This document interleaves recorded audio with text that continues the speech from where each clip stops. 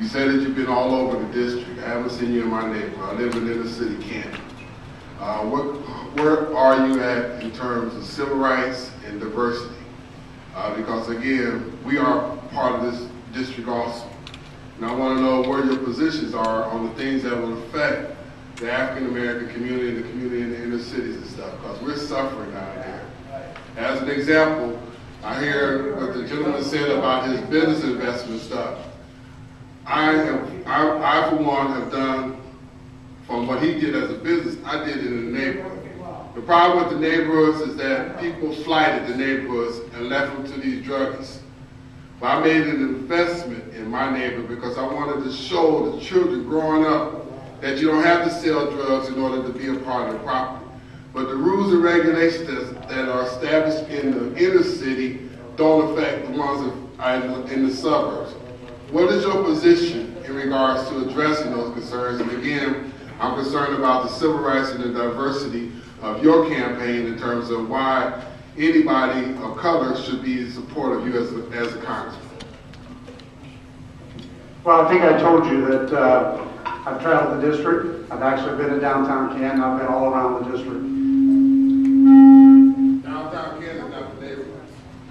And I've attempted to meet, not sure what's going on here, but I've attempted to meet with this, I think it was just Just use this mic.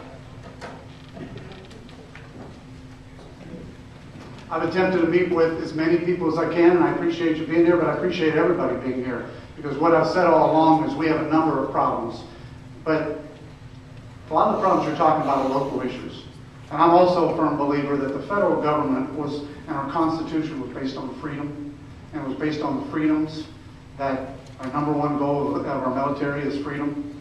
We need to get our federal government out of the way, and we need to allow our local governments to become more involved in many of the issues you're talking about. I don't believe that these are federal issues to come down. I mean, I believe the federal government needs its number one goal. Its number one goal is to protect our freedoms.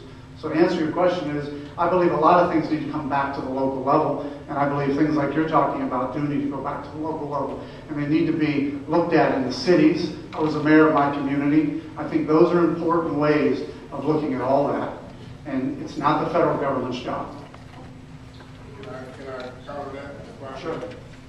My concern is you said even local government, but if it was but for the federal government, we wouldn't have had civil rights and diversity. But for the federal government, local governments are the ones that were holding us back. So you said you want to go back to that system of local government controlling the... No. I said... When no. you said local, you said you want to put it back under local. Local was the problem. Right. It took the federal government to come in and say you can't discriminate for housing, you can't discriminate for jobs, you can't discriminate for education. It took the federal government to step in to do that. Where is the local government being in that fight? What you're doing is you're talking about the past, and I agree with you. I'm talking about today. Oh, it's gone away?